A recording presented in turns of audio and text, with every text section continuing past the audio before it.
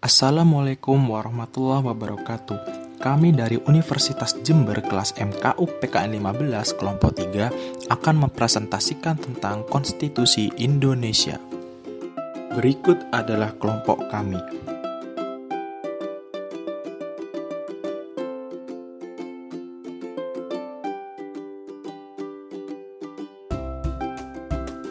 Konsep Konstitusi Indonesia. Konstitusi dikenal dalam banyak bahasa, seperti bahasa Prancis, Italia, Inggris, Belanda, Jerman, dan Arab. Konstitusi memiliki arti membentuk dan pembentukan.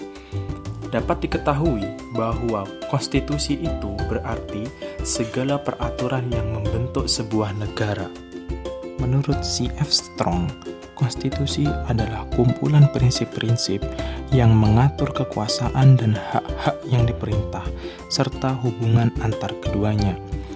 Fungsi dari konstitusi adalah yang pertama sebagai landasan konstitusionalisme, yang berarti pembuatan kebijakan pemerintah harus didasarkan pada konstitusi. Kedua, membatasi kekuasaan pemerintah supaya tidak sewenang-wenang. Ketiga, menjamin hak-hak asasi warga negara. Keempat, piagam kelahiran suatu negara, dan yang terakhir sebagai identitas nasional. Urgensi adanya konstitusi Indonesia yaitu sebagai membentuk tatanan kehidupan bermasyarakat, berbangsa, dan bernegara. Konstitusi juga memperkuat aturan-aturan dalam membentuk organisasi serta hubungan antar negara dan warga negara sehingga saling menyesuaikan diri dan bekerja sama.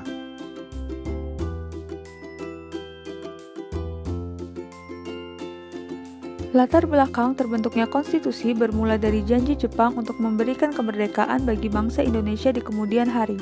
Pasca kemerdekaan Republik Indonesia diraih, konstitusi merupakan sebuah kebutuhan yang harus dilengkapi, sehingga UUD 1945 berhasil diresmikan menjadi konstitusi oleh suatu badan yaitu PPKI.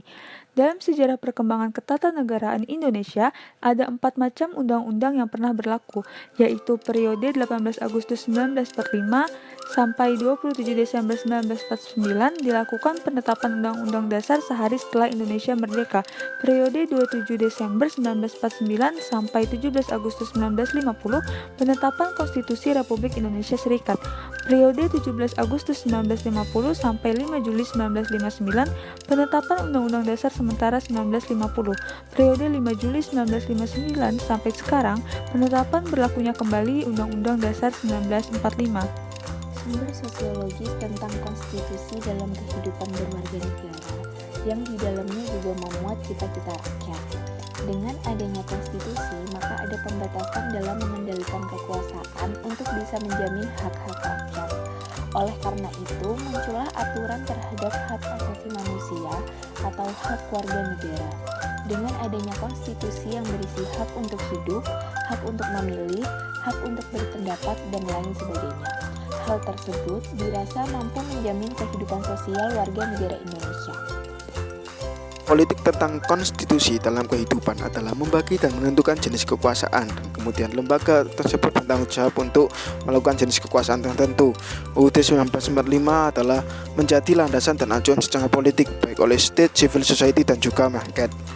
Nah, salah satu contoh sebuah politik tentang konstitusi adalah adanya pembatasan jabatan presiden selama 5 tahun dan bisa dilanjutkan selama 2 kali. Alasannya supaya tidak ada tindakan sewenang-wenang oleh penguasa. Seperti itu.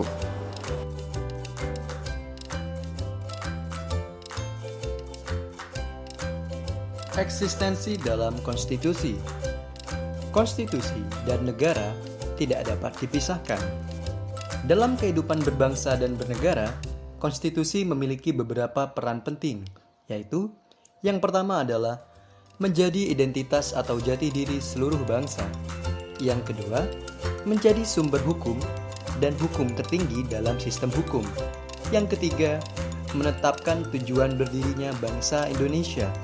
Dan yang keempat, mengatur berbagai aspek mendasar dalam kehidupan berbangsa dan bernegara, termasuk dalam aspek administrasi pemerintahan. Tantangan konstitusi. Adanya berbagai permasalahan di bidang politik, ekonomi, sosial, dan budaya membuat perubahan perundang-undangan dalam sistem hukum, sehingga konstitusi harus diubah sesuai dengan perundang-undangan yang baru.